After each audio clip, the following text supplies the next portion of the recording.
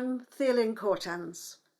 Welcome to the first in a series of free teaching videos in which I'm going to explain my understanding of how the Shekinah unfolds in the world through a series of archetypes that we can meet as the archangels. So first of all, I want to explain just very briefly a little bit about the idea of the Shekinah. The Shekinah is a concept found in Jewish mysticism, in what we call Kabbalah, and she is the divine feminine. She is the feminine face of divinity. So the Shekinah appears in many, many traditions with different names. But the work that I do focuses on the language and the concepts found in Jewish mysticism, which I feel are very helpful to us when we are understanding our own spiritual journeys. So to talk in terms of the Shekinah and the archangels, these ideas will support us exploring our psychological and spiritual landscape and will encourage us to experience an inner realm that will help us unfold into the outer realms exactly what we would like to manifest during our present incarnation. So let's begin with the Shekinah, who appears at the top of the tree of life in the Kabbalistic system. The Shekinah sits in silence and darkness at the top of the tree of life, at the place that is called the crown, and sometimes this place is called the hidden light. She is the invisible divine feminine, full of potential and willing to express the merciful face of the divine in the world. She is thrown into shadow by the bright masculine face of the divine, who is represented by the Metatron. So here is my own representation of the Shekinah. But I encourage you to journey inwards and meet her for yourself. And then you will feel the intensity of her presence in your heart. Over this video series, I will be giving you links to guided journeys designed to help you experience and understand the Shekinah's 4 faces. And I will finish the series with a 5th video in which I will invite you to return to the Shekinah in her role as Queen at Keter Elyon, the highest crown of the Tree of Life. In order to descend into the world, the Shekinah unfolds from her throne room and initiates 3 more stages. Then we can meet her 4th face in the kingdom at the foot of the Tree of Life. Before I explain how the Shekinah manifests at 4 faces, let me give you a quick overview of some classic ideas concerning fourfold processes in creation. In astrology and other ancient wisdom teachings, we learn about the 4 elements: fire, air, water, earth. Fire is the initiating element in creation, the desire or passion. Air is the organising, managing, pattern-making element. Water is the nourishing, consistent, sustaining element. And earth is the manifested product of the first 3 elements. In Kabbalah, there are 4 worlds that unfold as the divine emanates its light and creates the kingdom, the material world. And these worlds can also be associated with the elements. Our modern scientific story of creation describes the Big Bang, which creates fire, then gases develop to cool the heat, then liquids, especially water, which gives the opportunity for life. So again, we have fire, air, water, earth. Esoteric tradition recognizes these 4 stages in our individual system as our spiritual body, mental body, emotional body, physical body. And modern psychologists recognize 4 stages that can be identified during the healing process of psychotherapy: intention, organization, commitment, embodiment.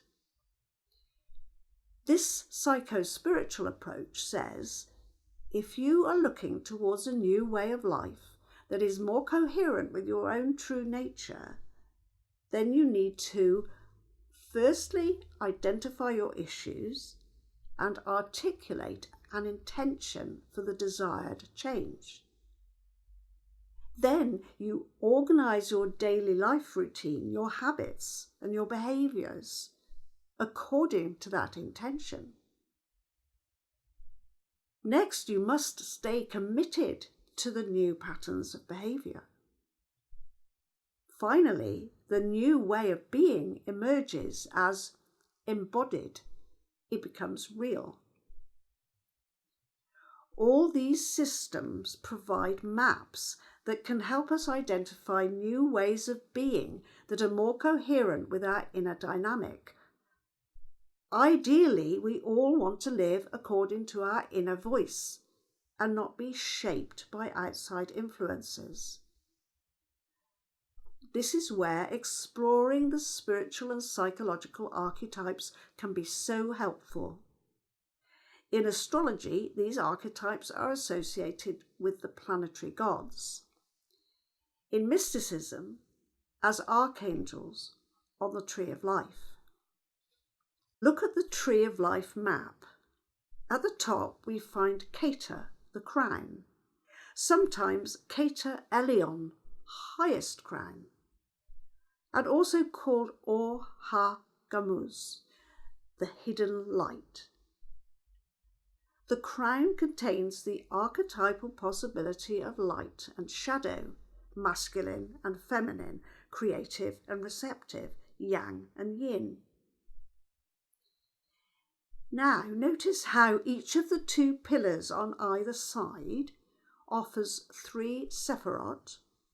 Those are receptacles or containers for the light, which are connected by pathways leading downwards and then connecting back to the central pillar, before arriving at the final receptacle where the 2 complementary archetypes are reunited in the kingdom.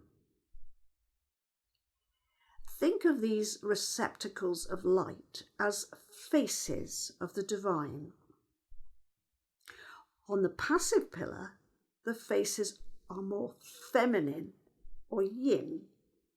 On the active pillar, they are more masculine or yang. On the middle pillar, we have receptacles that allow the contraries to meld with each other. We could call them androgynous. Those opportunities mean that the 2 pillars cannot diverge into serious opposition because they are held together by central points of reference. In order to start revealing her full glory in the world, the Shekinah descends to the top sephira on the yin pillar, where we find Zafkiel, the first face of the Shekinah. This is my image of Zafkiel. She reveals the soft quality of a rose. She is surrounded by petals or wings, like a seraph. The energy here is sweet warmth, the comforting fire of divine love.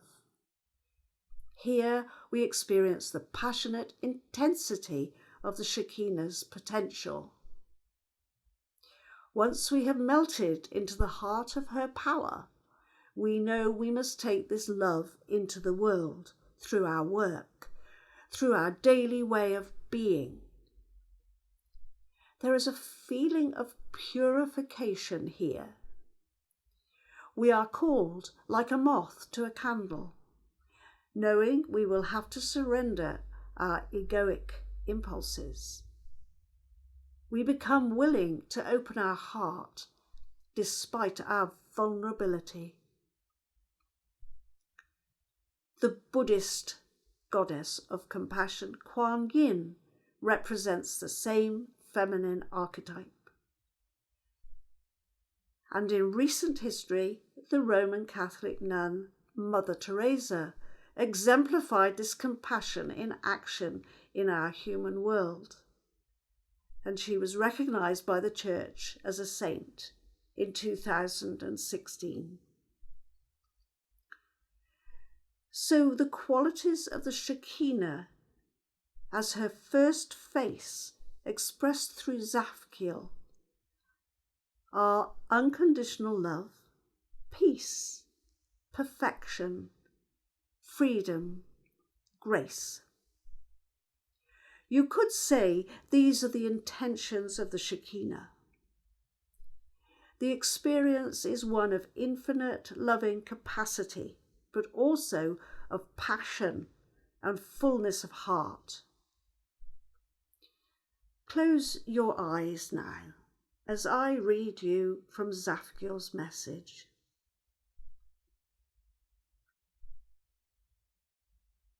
There is nothing to fear. I love you unconditionally. I welcome you into my embrace, and all your feelings of unworthiness disappear. You are not measured, nor do you need to be perfect. When you accept this love for yourself, you will be able to give it to others. You will feel free to love without boundaries. There is total freedom in this love, and all your fears and worries are washed away. This love changes everything.